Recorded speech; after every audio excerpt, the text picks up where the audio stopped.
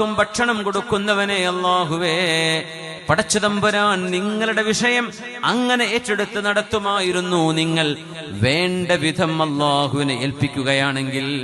നമ്മൾ ഏൽപ്പിക്കുന്നത് ഡോക്ടറുടെ കയ്യിലാണ്, ഹോസ്പിറ്റലിലാണ് നമ്മൾ ഏൽപ്പിക്കണം. നമ്മുടെ കാര്യം മക്കളുടെ ജോലിയിൽ, ബാങ്ക് ബാലൻസിൽ, നമ്മുടെ ബിസിനസ്സിൽ, അതൊക്കെ നമ്മുടെ തവക്കുല്.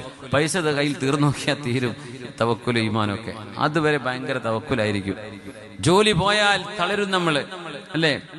ജോലി നഷ്ടപ്പെട്ടു പോയാൽ തളരാണ്. അല്ലാഹു ഹുവർ റസ്സാഖു ദുൽ ഖുവ്വത്തിൽ മതീൻ. എന്റെ റബ്ബ് റിസ്ക് നൽകുന്നവനാണ്. ഒരു വാതിൽ അടഞ്ഞു പോയാൽ മറ്റൊരു വാതിൽ, അതിലേറെ വാതിലുകൾ തുറന്നു തരാൻ എന്റെ റബ്ബിന് കഴിയും എന്ന് മനസ്സുകൊണ്ട് എത്ര പേർക്ക് വിശ്വസിക്കാൻ കഴിയുന്നുണ്ട്? അതല്ലേ നമ്മുടെ ഈമാൻ. വഅലാ റബ്ബിഹിം യതവക്കലൂൻ. നമ്മൾ പഠിക്കണം, സർട്ടിഫിക്കറ്റ് വേണം, വിദ്യാഭ്യാസം വേണം, ക്വാളിഫിക്കേഷൻ വേണം, അധ്വാനിക്കണം, ശരിക്കും നമ്മൾ ത്യാഗം ചെയ്യണം. എന്നാൽ വഅലല്ലാഹി ഫത്ഹുൽ അബ്വാബ്, വാതിലുകൾ തുറന്നു തരുന്നത് അല്ലാഹു ചെയ്യുന്ന പണിയാണ്.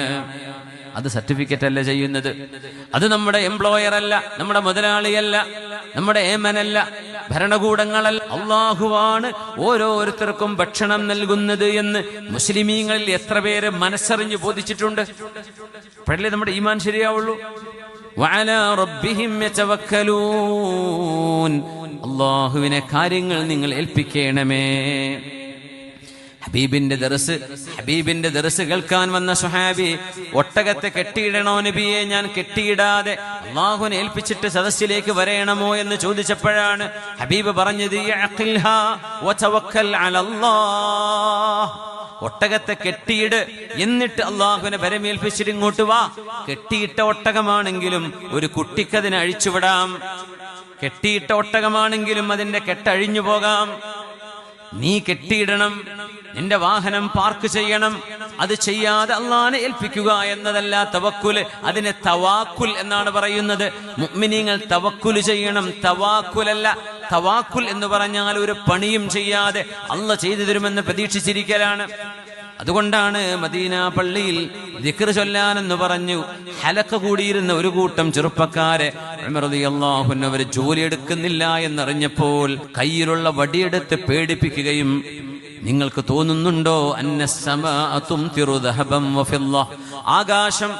ആകാശം സ്വർണവും വെള്ളിയും നാണയങ്ങൾ ഇങ്ങനെ ആകാശത്ത് താഴെ വീഴുമെന്ന് തോന്നുന്നുണ്ടോ? പോയി ജോലിയെടുക്കണം, നിങ്ങൾ മറ്റുള്ളവർക്ക് ഭാരമായി ജീവിക്കരുത്, അധ്വാനിക്കണമെന്ന് പറഞ്ഞ് ആ കൂടിയിരുന്ന ചെറുപ്പക്കാരെ, ഒരു സംഘം ആളുകളെ ഉമർ എന്നവർ മദീന പള്ളിയിൽ നിന്ന് ഓടിച്ചിട്ടുണ്ട്. അധ്വാനിക്കണം എന്ന് പറഞ്ഞു.